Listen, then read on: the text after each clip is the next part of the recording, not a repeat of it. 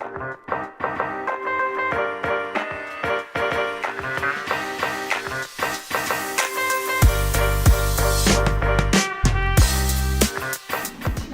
voorlezen uit Harry Potter en de gevangenen van Azkaban. Voorlezen uit de griezels van Roald Dahl. Ik ga voorlezen uit het boek Dagboek van de Muts. Ik ga jullie voorlezen uit Afleiden. Het is de 25e keer dat het wordt georganiseerd. En elke keer mag ik dan voorlezen hoeveel scholen er meedoen en hoeveel leerlingen ermee hebben gedaan. Het wordt steeds meer. De Zwijnstein Express reed weer en de lichten waren aangegaan. Een goede voorlezer moet de rust nemen om voor te lezen. Ook durven af en toe een pauze te pakken. En je moet kleur aanbrengen in de stem. Om een heks te laten klinken moet je niet echt als een heks gaan praten. Dan wordt het toneel. Maar je moet wel iets doen met je stem.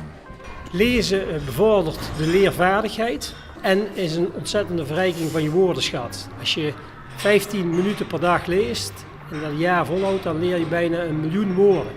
En verder haalt het alle talenten in de kinderen boven. En dat vind ik heel belangrijk.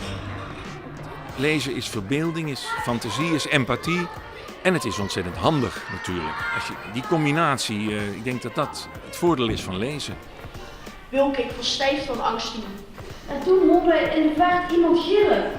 Het is een verschrikkelijke ziekte, zei meneer Griezel. De ergste van de wereld. Dat hele snobbetje doet is een raadsel. Op het hier wijst in het donker. Daar zal je hem hebben. Ja, en de jury gaat als de wielen weer naar hun geheime locatie. Jury, dankjewel. Wij gaan met z'n allen even afwachten. En dat ik het ontzettend knap vind om als, hoe oud zijn ze? 10, 11 jaar, misschien een uitschieter naar boven toe, 12, dat podium op te komen, te gaan zitten en een verhaal te gaan doen. Ik vind het ongelooflijk indrukwekkend.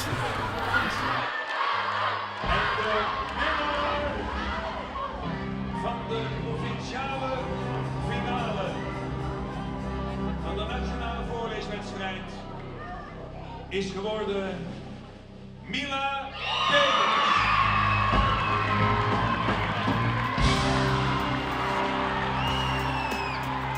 Ik zou zeggen dat ze gewoon moeten lezen omdat het gewoon leerzaam is en omdat het ook heel leuk is. En dan kun je bijvoorbeeld ook dit soort dingen doen. Nou, ik vond het een fantastische dag. Hij is helemaal geslaagd. De kinderen gingen helemaal los. We hebben fantastische kandidaten gehad. Een hele mooie winnaars eigenlijk. Dus ja, wat mij betreft was het een groot succes.